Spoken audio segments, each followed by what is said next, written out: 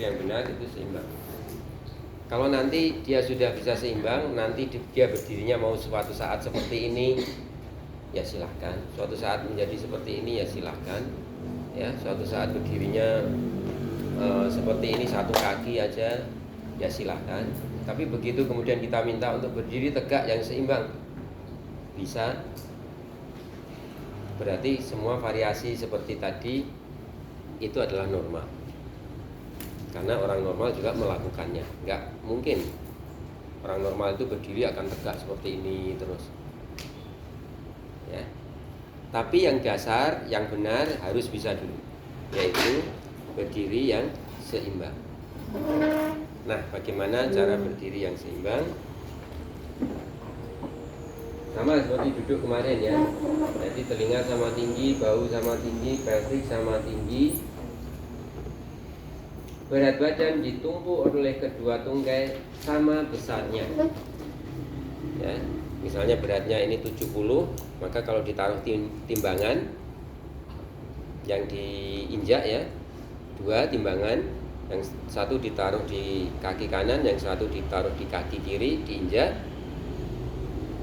Maka kalau beratnya 70, di sini 35, di kiri juga 35.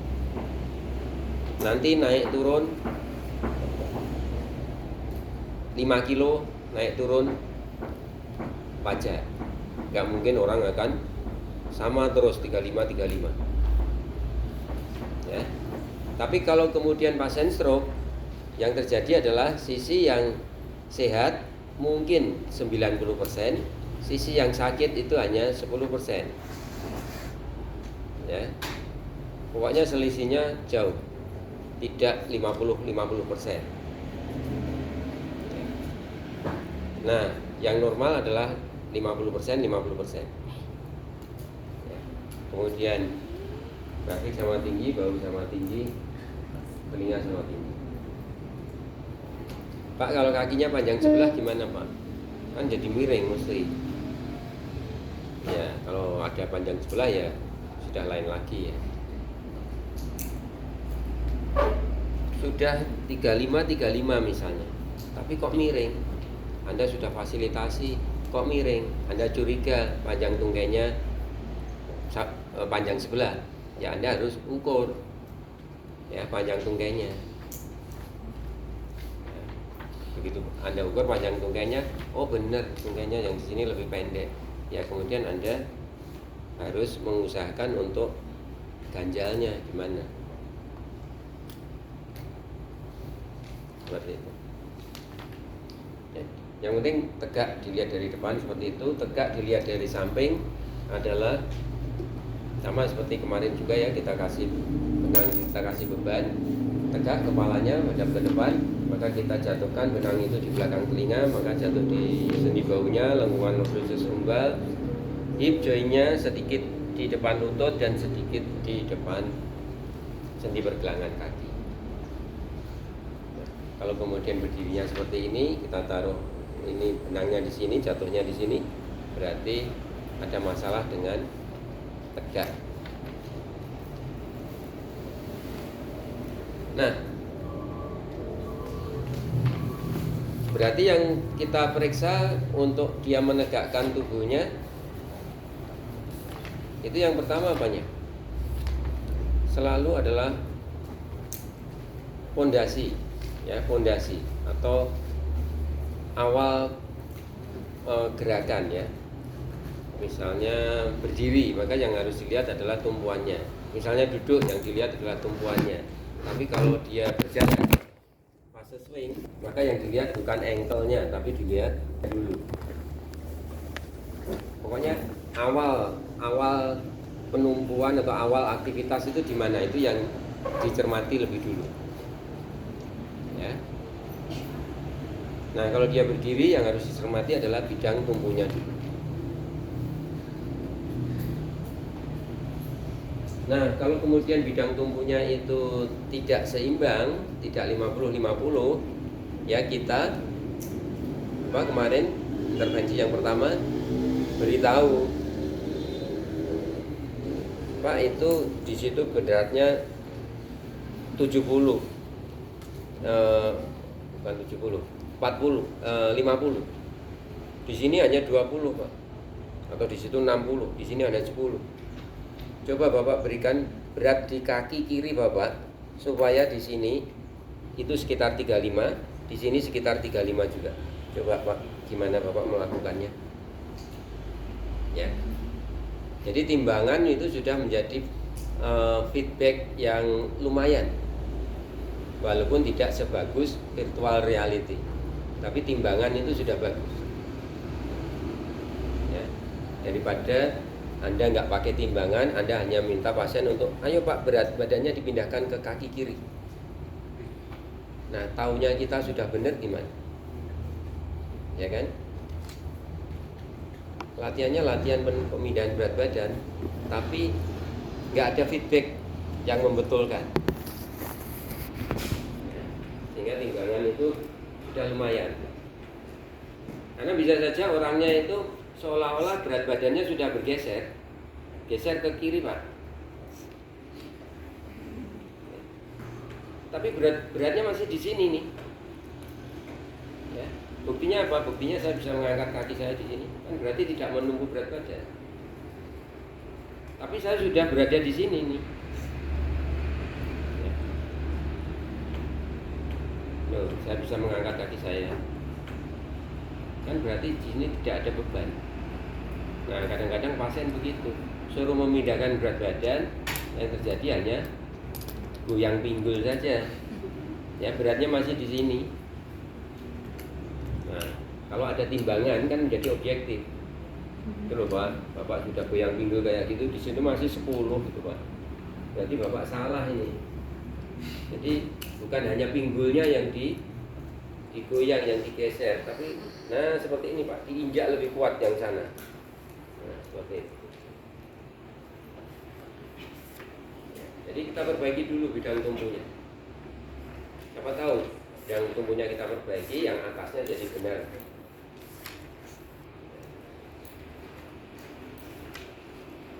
Nah, terkait dengan pemindahan berat badan ini, itu menjadi komponen yang penting untuk berjalan, ya kan? Karena orang berjalan itu pasti dia akan bertumpu pada satu kaki yang lain melayang. Kemudian dipindah, bertumpu satu kaki, dan kaki yang satu melayang lagi. Ya. Jadi pemindahan berat badan ini penting. Anda melatih komponen yang dibutuhkan untuk berjalan. Menjadi salah satu latihan-latihan yang bisa dilakukan dalam posisi berdiri. Nah, untuk memindahkan berat badan, pinjam stulnya ini. Maka cara yang paling bagus itu adalah memakai stul ini. Tapi stul ini terlalu tinggi ini. Ya, untuk pasien yang stroke gitu ya, ini terlalu tinggi. Kalau pasien sudah mulai duduk ke berdiri dan mulai berdiri dan persiapan berjalan, maka stul ini menjadi alat latihan yang paling penting menurut saya. Ya, jauh lebih penting daripada Anda membawa IR, membawa ES pada pasien stroke. Ya, kalau dia sudah berada di sini. Tapi kalau dia masih aktivitas di bed, ya IR, ES mungkin lebih bermanfaat daripada stul ini. Kenapa stul ini menjadi sangat bermanfaat? Karena ada pemaksaan. Ya, ada pemaksaan untuk kita memindahkan berat badan. Ya. Mungkin saya contohkan dulu. Duduk atau gimana?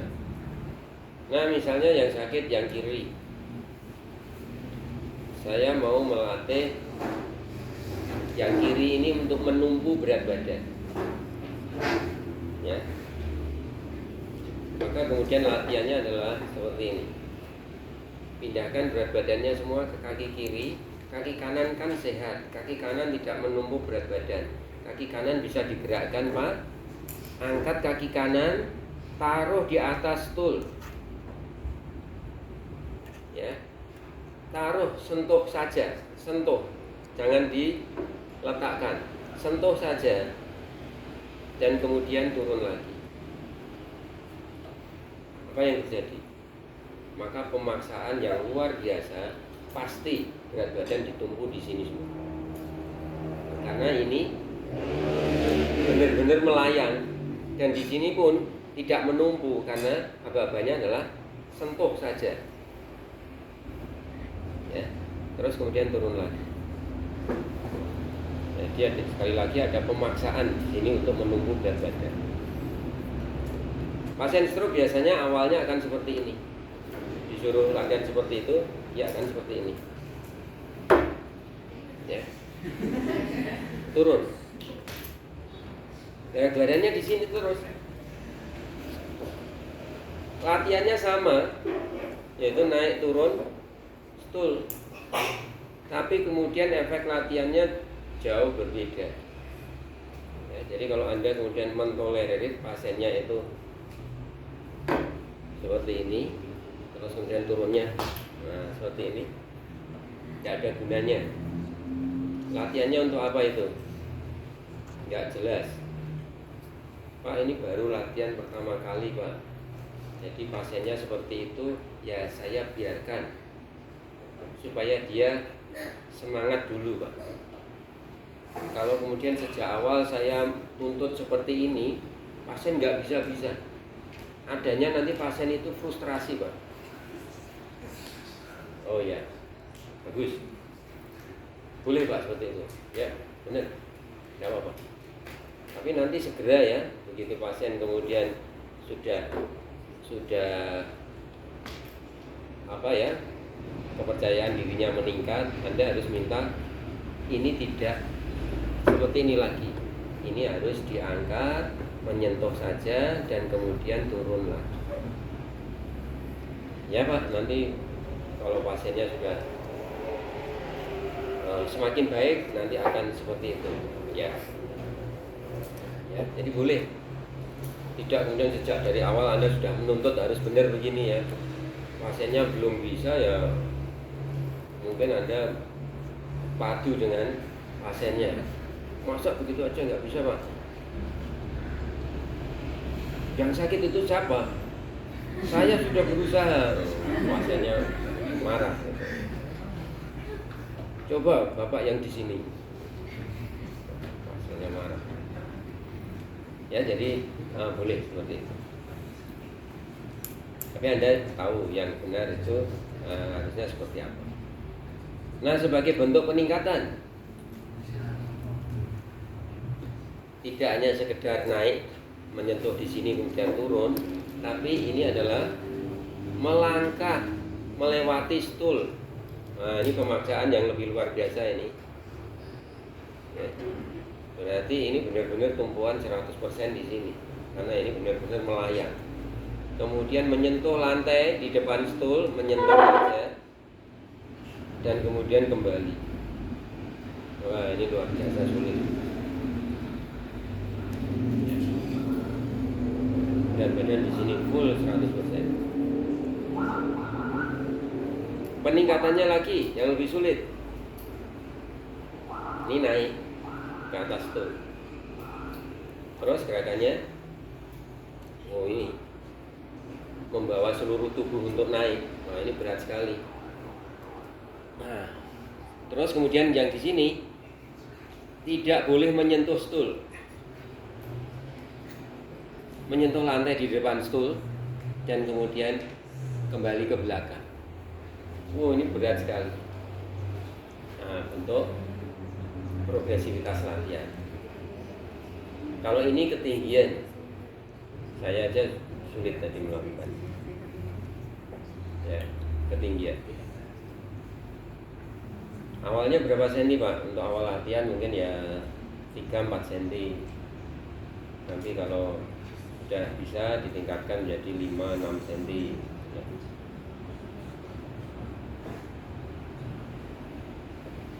Oke. Nah itu fase menumpu Pak. Padahal orang berjalan itu kan ada fase melayang. Terus latihan untuk melayang di sini seperti apa Pak? Sama seperti ini tadi, tapi kebalikan. Ya. Sentuh saja, kemudian turun. Kan ini melayang full ini. Ya, melayang full ini. Karena dia tidak menumpu. Nah, latihannya sama seperti tadi Pak. Iya sama. Hanya dibalik aja. Peningkatannya Pak, ya ini melewati itu. Peningkatannya Pak, yang sehat naik ke atas tuh, terus kemudian ini melayang, kemudian melayang, ya, seperti itu.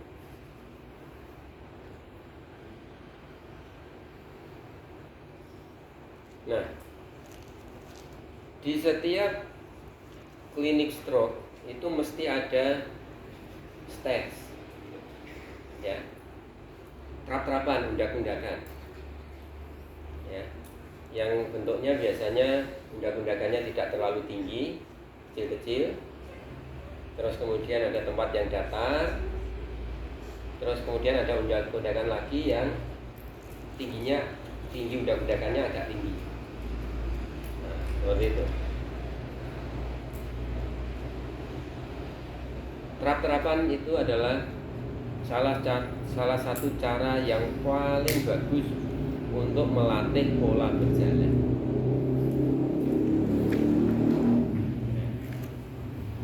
Jadi bukan untuk sekedar bisa naik turun tangga, tapi melatih pola berjalan yang bagus. Ya, dengan catatan gerakannya harus benar. Kalau kemudian naik turun trap-trapannya itu naiknya nanti kaki yang sakit terus Pak ya. Ini naik kaki yang sehat maksud saya, yang sakit. Yang sehat lagi naik. Terus yang sakit ngikuti sejajar. Nanti yang sehat naik lagi, yang sakit ngikutin sejajar lagi. Nah itu nggak ada efek latihannya.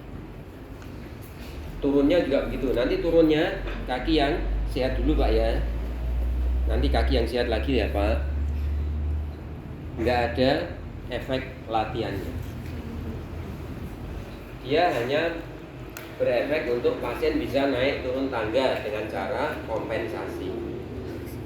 Karena selalu kaki yang sehat terus. Ya. Nah terus yang untuk efek latihan membentuk pola berjalan yang benar itu yang seperti apa Pak? Yaitu tadi ada fase menumpu dan fase melayangnya tadi.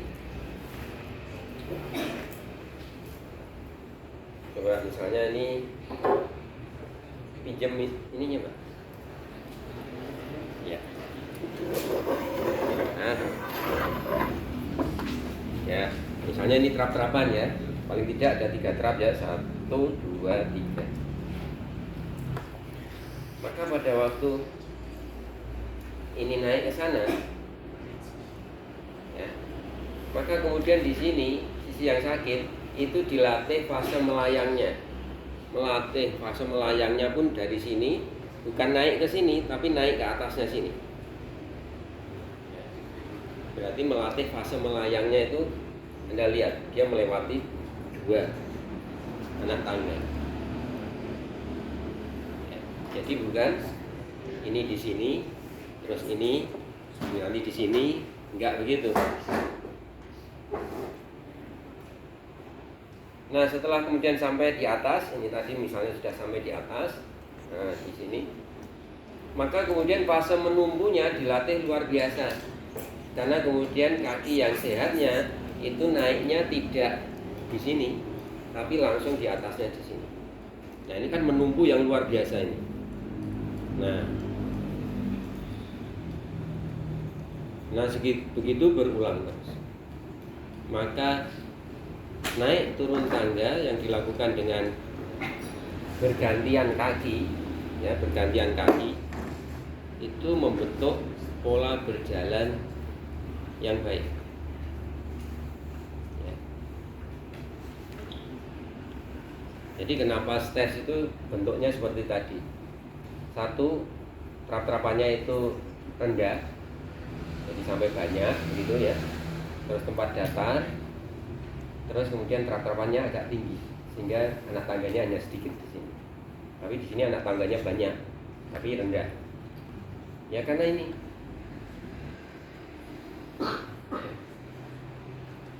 awal latihan ya trap-trapannya yang rendah. Nanti turunnya tidak ke sini, tapi balik ke sini lagi, naik lagi, balik ke sini lagi. Kalau ini sudah bisa, nanti kemudian yang di sini tadi, ya, yang trap-trapannya tinggi tadi. Nah itu akan selain bisa naik turun tangga juga akan membentuk pola berjalan yang benar. Tapi apakah semua pasien stroke bisa Pak dilatih seperti itu? Ya belum tentu. Ya belum tentu. Latihannya di anak tangga yang seperti itu boleh tidak Pak? Sebaiknya tidak. Sebaiknya tidak. Latihannya tetap di stairs khusus itu ya. Nah kalau seperti ini ya beresiko. Ya. Mungkin hanya setengah lantai ya, istirahat dulu boleh. Terus kemudian setengah lantai lagi. Karena pasien stroke kan kebanyakan usia lanjut ya. Orang usia lanjut yang normal saja ya. Tetangga saya itu ada yang usianya 70 tahun lebih ya. Rumahnya lantai 2. Dia cerita, saya naik ke lantai 2 itu hampir nggak pernah Pak sekarang. Jadi kalau anak saya nggak pulang ya lantai 2 itu nggak pernah ada yang nempati. Itu aja orang normal, ya orang normal aja begitu. Apalagi pasien stroke. Makanya tidak merekomendasikan latihannya itu naik trap-trapan ke lantai 2 apalagi sampai lantai 1. Ya. Oke. Nah, kemudian latihan pada posisi berdiri itu apa lagi? Maka seperti pada latihan duduk, berikan berbagai macam aktivitas yang kemudian sekaligus melatih daya tahan berdiri, keseimbangan berdiri, sambil fungsi ekstremitas atasnya dilatih, sambil kognitifnya dilatih, sambil mungkin penglihatannya juga dilatih. Diberikan aktivitas, di mana aktivitas itu diselesaikan dalam posisi berdiri. Itu kan kalau sudah kita latih Pak keseimbangannya, sudah baik keseimbangannya. Jangan menunggu komponen baik. Ya, keseimbangannya baik dulu baru kemudian diberi aktivitas, enggak. Justru dengan aktivitas itu akan melatih keseimbangan berdirinya.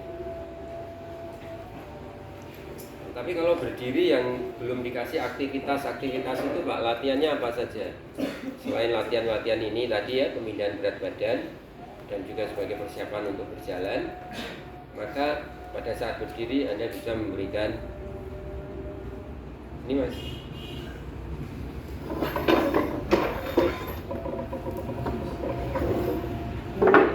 Anda bisa memberikan berbagai latihan pada posisi berdiri yang mengganggu keseimbangan ya, seperti duduk meraih ke sana sejauh mungkin, bagaimana dia reaksi counter activity-nya.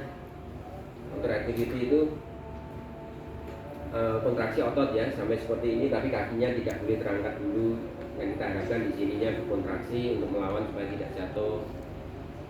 Tapi kemudian ini kita lanjutkan ke sana sehingga kita harapkan ada counter width, kakinya terangkat.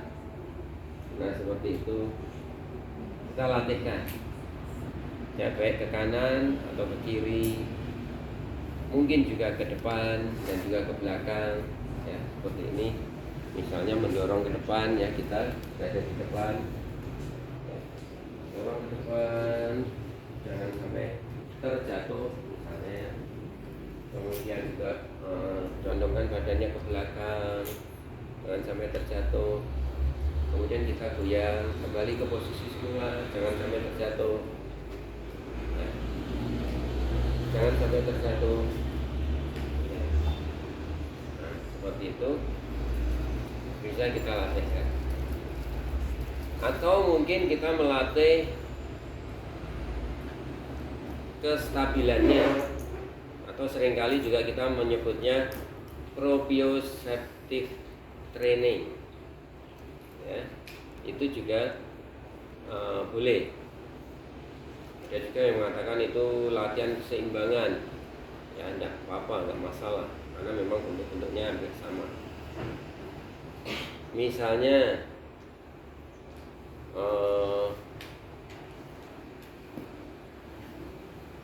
apa ya, rocking board, ya rocking board atau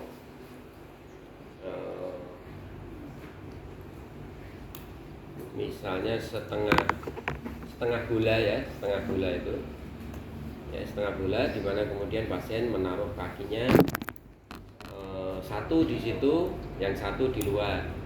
Awalnya seperti itu. Yang ditaruh yang mana dulu Pak? Mungkin yang sehat dulu ditaruh di rocking board. Terus kemudian keseimbangannya diganggu. Ya, bagaimana dia mempertahankan keseimbangan, yang satu itu di rocking board yang labil, ya goyang-goyang, dia bisa mempertahankan keseimbangannya. Terus kemudian ganti yang ditaruh di rocking board itu yang kaki yang sakit, ya kemudian digoyang-goyangkan atau diganggu. Terus kemudian nanti naik di rocking board dua-duanya, dimana dia mempertahankan keseimbangan. Maka bisa naik sendiri Pak, ya harus dengan dipegangi oleh fisioterapi. Kalau naik dua-duanya, rocking boardnya lebih lebar, ya, seperti itu. Kemudian juga bisa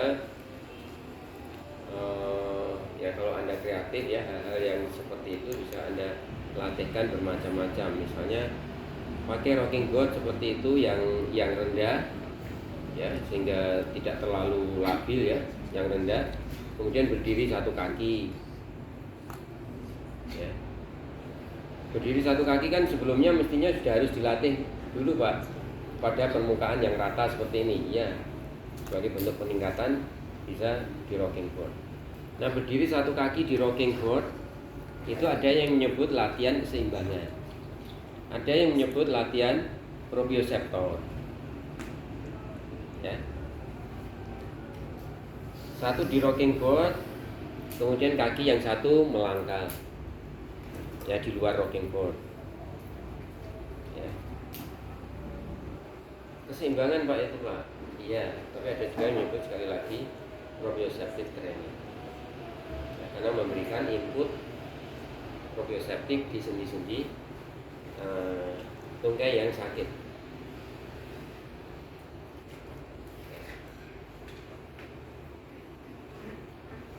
Terus apalagi Pak? Ya tidak terlalu banyak, ya latihan pada posisi berdiri. Kenapa? Karena pada orang normal pun tidak ada yang berdiri statik seperti ini dalam waktu lama. Nah, berdiri statik yang seimbang ini, goyang-goyang, ya. Kalau dia berdiri agak lama itu paling ya saat upacara, saat sholat, ya. Tidak ada orang yang kemudian berdiri dalam waktu lama. Pasti kemudian berjalan, ya. Nah, sehingga kemudian tanpa menunggu lama-lama, biasanya kemudian akan dilanjut dengan latihan berjalan, ya, tanpa menunggu komponen-komponennya baik. Saya kira seperti itu, ya. Nanti habis istirahat kita lanjutkan ke berjalan, ya. Jadi nanti selesai, sehingga setelah mid semester nanti kita sudah masuk ke topik